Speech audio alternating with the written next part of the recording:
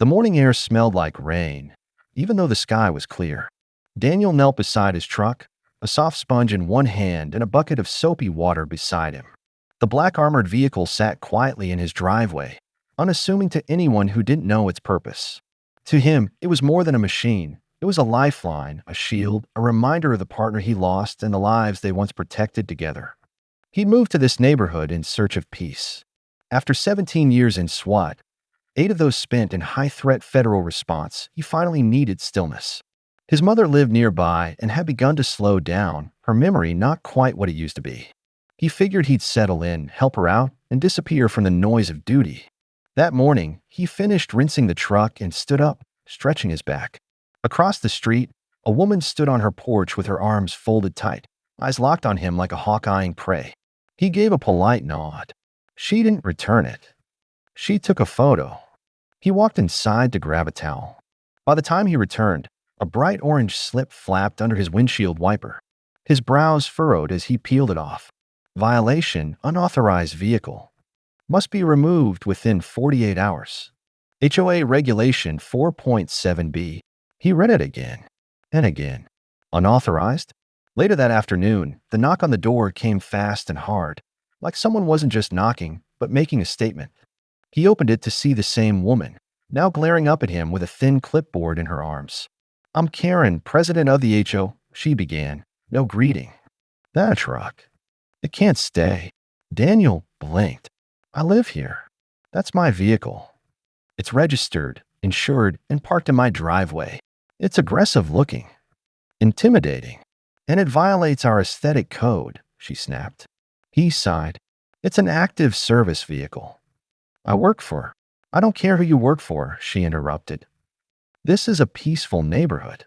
We don't want tanks in our streets." For a moment, he said nothing.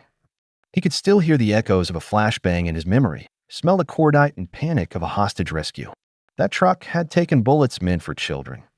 It had shielded mothers caught in domestic crossfire. It had brought his teammate's body home. And here it was a violation. "I'll speak to the board," he said calmly. She scoffed. "I am the board, and I'm giving you 48 hours to get that eyesore out of here, or I'll have it towed." She turned and walked off before he could respond. Daniel stood in the doorway, the paper still crumpled in his hand. Inside, he sat at the edge of his couch, staring at the gear bag he hadn't unpacked. His radio headset, his badge, the letter of commendation tucked inside it. None of it seemed to matter now. Here, he was just another resident. No sirens, no callouts, just bylaws and whispers. That night, his mother called. "How's the new place, sweetheart?" He hesitated. "It's quiet. For now." "Good," she said, her voice warm. "You need quiet." But quiet didn't last. The next morning, Daniel stepped outside and found 2 HOA members standing near the truck. Karen stood beside them, arms crossed again, watching like she had nothing better to do. They were measuring the length of his driveway. "I just want to make sure the vehicle's not extending into the sidewalk," one man muttered. "It's within my property line," Daniel said, stepping down from the porch. Karen smirked. "We'll see about that." He looked around. No other vehicles had violation slips. A lifted pickup sat across the road, loud and rusty. A jet ski trailer was parked on the curb 2 houses down. But it wasn't about vehicles. It was about him. As the men scribbled on their clipboards, he walked calmly toward them and stood beside his truck. No raised voice, no confrontation, just presence. And that was enough to make Karen flinch. "Hey, if you're still watching, I want to say thank you. This story matters because it's real, because people like Daniel are everywhere. If you've ever been pushed for doing the right thing, or judged for how you look or what you drive, hit the like button. Leave a comment. And please subscribe. We're just getting started." Daniel knew this wasn't the end of it. He could feel the tension building like a fuse waiting to catch. But one thing Karen didn't know, this truck didn't just carry gear. It carried truth. And she was about to find out exactly what kind. The morning sun hadn't even hit the driveway when Daniel noticed something off. There was a rumble, deep mechanical, and not the kind you'd expect in a quiet neighborhood. As he pulled open the blinds, his heart sank. A flatbed tow truck idled across the street. Karen stood nearby, arms flailing as she spoke to the driver. She pointed at Daniel's SWAT vehicle over and over again, her voice rising above the engine. She said, "You call this in?" The driver asked into his radio. "No, I didn't call anyone," Daniel muttered to himself, stepping out of his front door.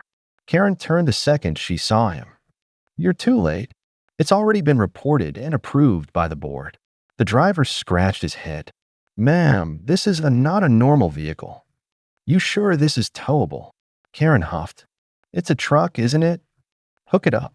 Daniel approached slowly, calm but commanding. "That's not just a truck," he said. "It's an armored law enforcement unit. You try towing it, you're going to damage federal property." The tow truck driver looked at him sideways. "You're law enforcement." Daniel reached into his back pocket and handed over a worn, scuffed ID wallet. Inside was his badge, SWAT credentials, and department number. The driver leaned in, reading carefully, then backed away. "I'm not touching that thing. Not without a signed federal release." Karen's face turned red. "This is absurd. It's sitting in violation of HOA rules." Daniel took a deep breath. "You didn't check with me. You didn't even ask. You just assumed." Karen stepped closer, her finger jabbing toward his chest. "You think your badge means you're above the rules? This is a neighborhood, not a battlefield." For a brief second, Daniel's eyes flickered. A flash of a hallway lined with bullet holes, a hostage crying in a corner, a partner bleeding beside him. He blinked it away. "I never said I was above the rules. But I'm not below them either." The tow driver looked uncomfortable. "Sorry, sir. I'm going to have to call this off." Karen lost it. "You can't just walk away. He's intimidating me." Daniel stepped back. "I haven't moved an inch." More neighbors started to come out of their homes, drawn by the noise. A few whispered. A couple pointed. One neighbor recorded the scene on their phone. Daniel turned to the growing crowd. "I didn't come here to make noise. I came here for peace." Karen spun toward the neighbors. "This man is threatening to bring violence into our streets. That thing," she yelled, pointing at the truck, "is a weapon on wheels." Daniel looked at her, calm and steady. "That thing saved lives. It shielded families during active threats. It brought home teammates who never got to say goodbye." The crowd quieted. For a moment, all you could hear was the idling engine of the tow truck and Karen's shallow breathing. One elderly neighbor finally stepped forward. "Leave the man alone, Karen. He served this country." Karen turned, stunned. "You're siding with him?" "No," the neighbor said. "I'm siding with decency." Karen stormed off, shouting over her shoulder. "This isn't over." Daniel watched her go, then turned back to the tow driver. "Thanks for stopping before this got worse." The driver nodded, then climbed back into his cab and drove away. Daniel looked down at the violation notice still pinned to his mailbox. A second one. Different ink, same accusation. He took it off slowly and crumpled it in his fist. That evening, he sat on the back porch as the sun dipped behind the houses. The breeze was warm, but his thoughts were heavy. The peaceful neighborhood he'd hoped for was cracking at the seams. He hadn't raised his voice, hadn't lifted a hand. Still, he was the enemy in her eyes. Inside, the TV played softly in the background. News headlines flashed across the screen. Chaos in the city, emergency response units mobilizing, families displaced. And here he was, fighting for the right to park in his own driveway. If you're still watching this, I want to say something. There are thousands of people like Daniel. Men and women who carry more than gear. They carry stories, scars, sacrifices. If this story means something to you, hit that like button. Drop a comment. And if you want to see how this ends, make sure you're subscribed. Daniel stood up and looked at his truck one more time. Karen had tried to make it just another vehicle. Just a code violation. But it wasn't. It was a symbol. And she hadn't even scratched the surface of what it stood for. The following morning felt different. There was no shouting. No tow truck. No crowd. Just a quiet, uneasy calm. Daniel stepped out with his coffee, glancing across the street. Karen's house looked still. Curtains drawn. Porch empty. But the silence didn't comfort him. It warned him. He walked around his truck, inspecting every inch. Tires were intact. Mirrors in place. Then he spotted it. A fresh, deep scratch ran across the passenger door, right over the embedded emblem of his tactical unit. Not accidental. Deliberate. It cut straight through the badge like someone tried to erase it. He stood in silence, the coffee cooling in his hand. His jaw tightened, but he didn't move. Not yet. He knew retaliation when he saw it. And this wasn't just personal. This was symbolic. Inside, he pulled out an old folder from his desk. In it were copies of his federal exemption papers, tactical use certifications, and jurisdiction memos regarding the vehicle's function. Documents most people never needed to know existed. But today they would. He made copies, neatly folded them, slipped them into labeled envelopes addressed to each member of the HOA board. By noon, they were hand-delivered. One by one. He didn't say a word, just handed them over with a firm nod and walked away. Later that afternoon, his phone buzzed. An unknown number. He answered. "Mr. Daniels," the voice said. "This is Stephen Brandt, Vice President of the HOA. I just reviewed your documents. They're thorough." Daniel waited. "I wasn't aware of your background," the man continued. "If I had known, you would have treated me differently." Daniel replied, calm but firm. There was a pause on the line.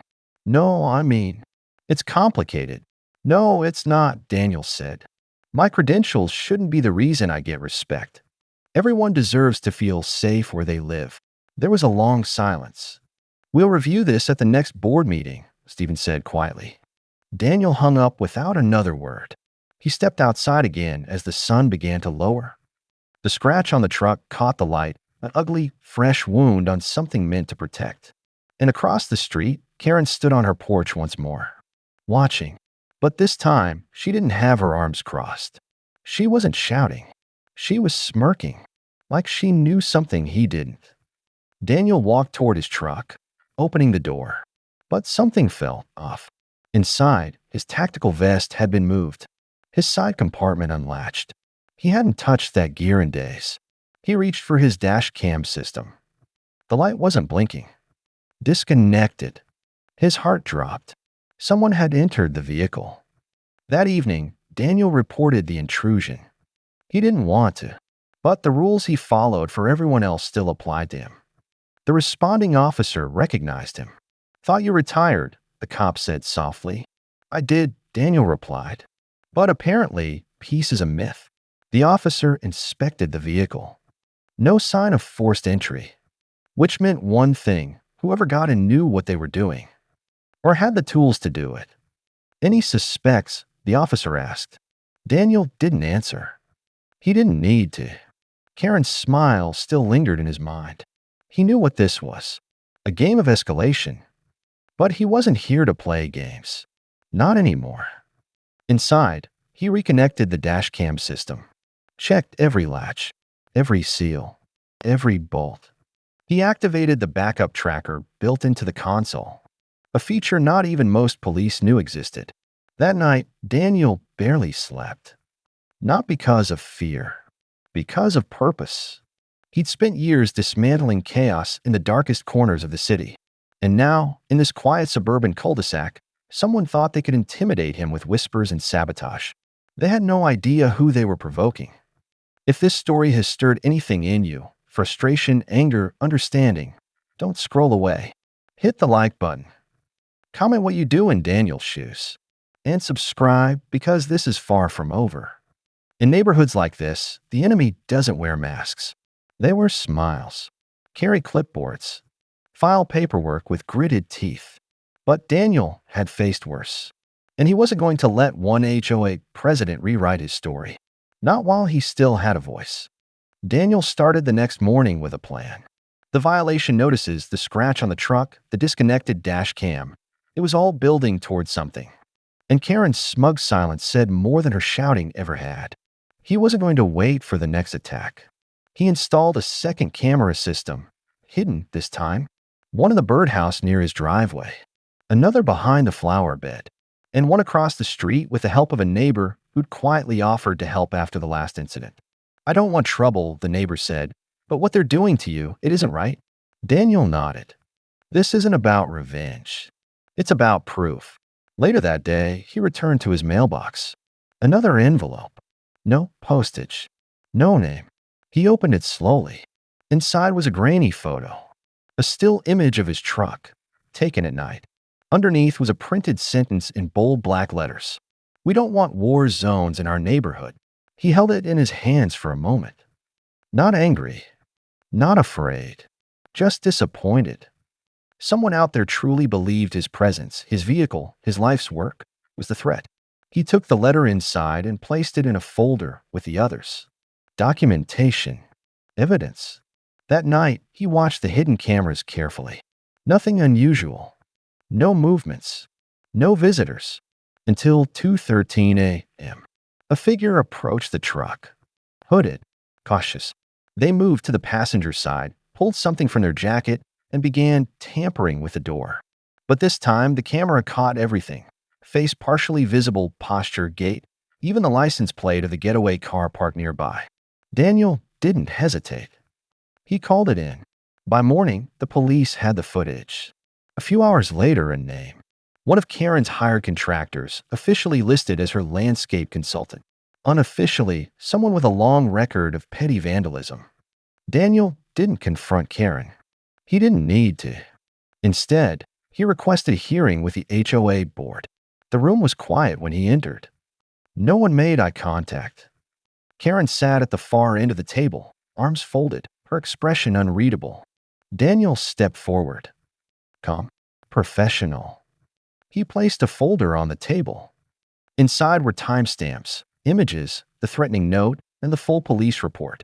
"This is no longer a neighborly disagreement," Daniel said. "This is targeted harassment. Trespassing. Vandalism."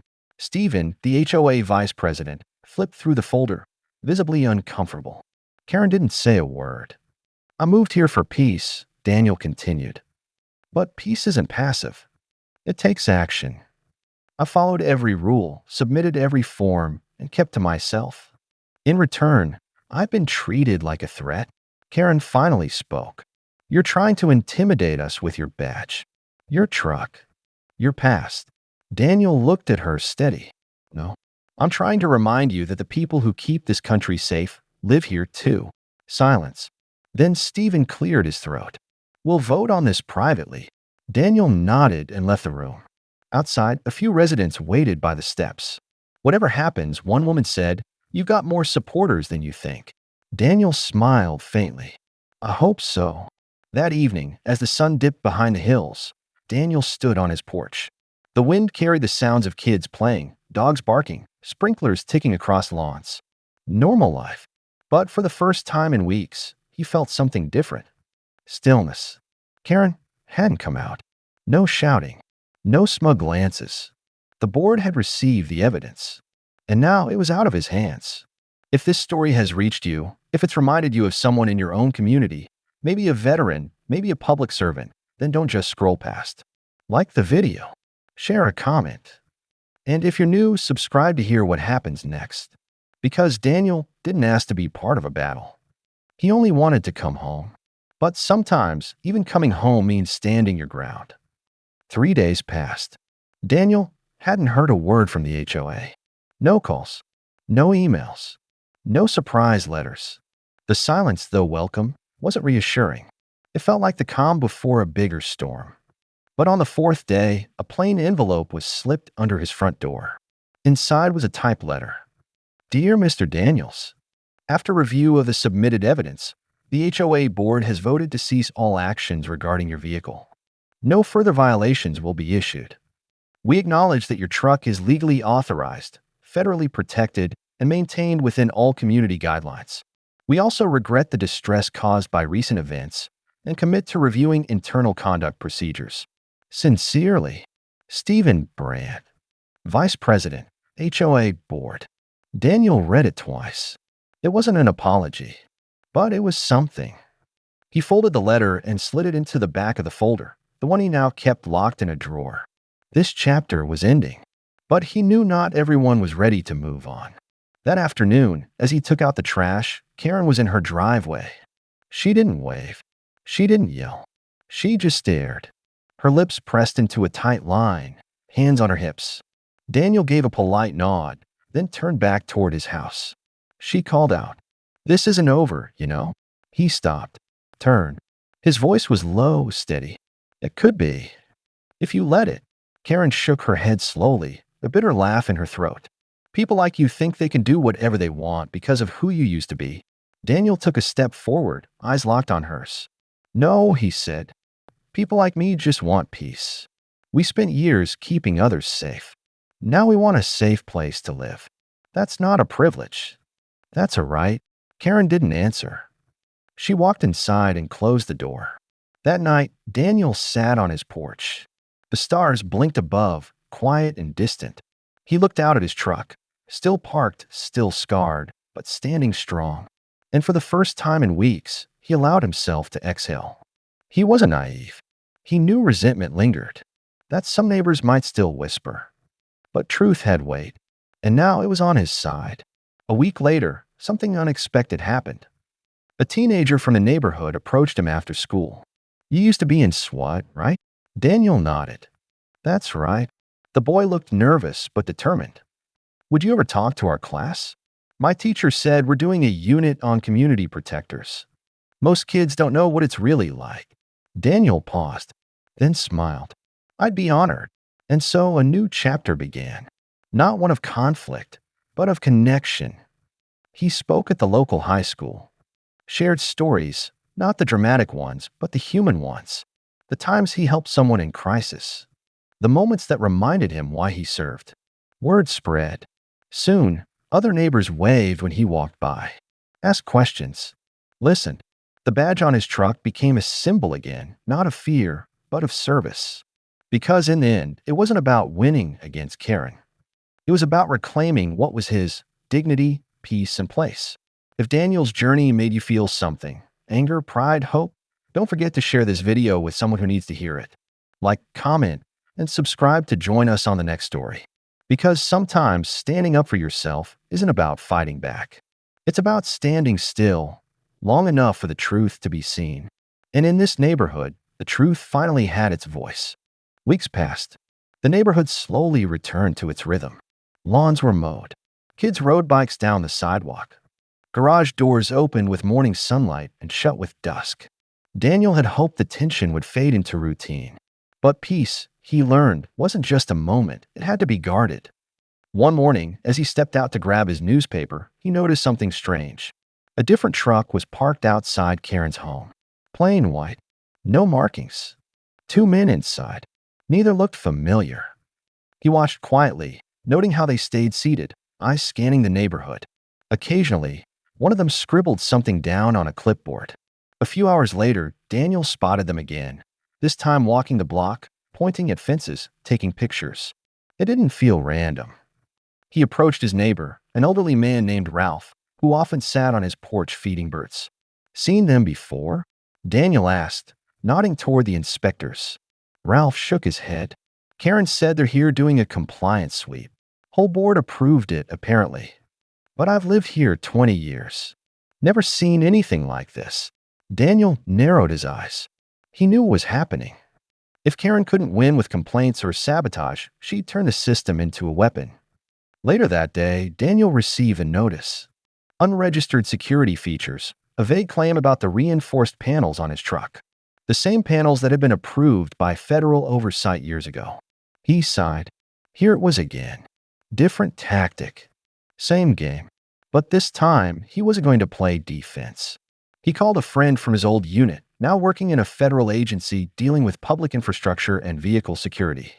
Within hours, he had fresh documentation verifying every detail of his truck's build. Stamp, sign, digitally certified.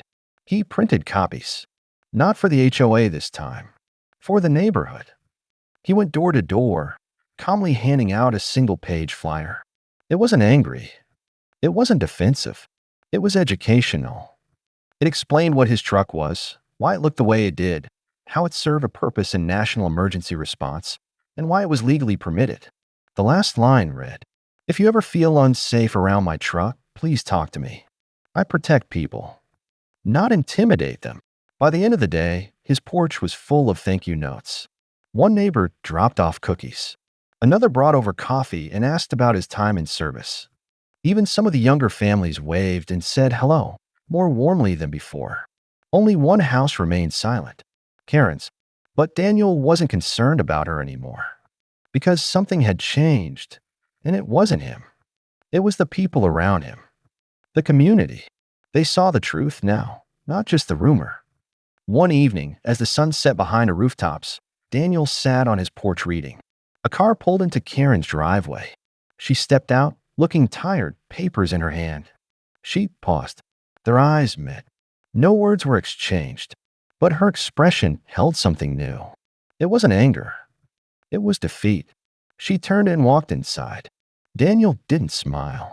He didn't gloat. He simply went back to his book.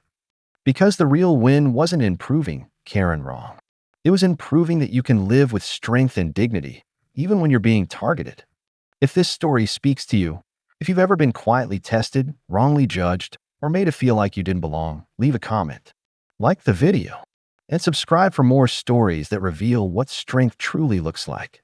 Because sometimes the loudest stand you make is the one you make in silence. It had been nearly 2 months since Daniel first parked his truck in the driveway and unknowingly stirred up the storm. The once quiet neighborhood that nearly turned hostile had now settled into a strange new balance, one shaped by truth, time, and resilience. And then, one Saturday morning, something unexpected happened.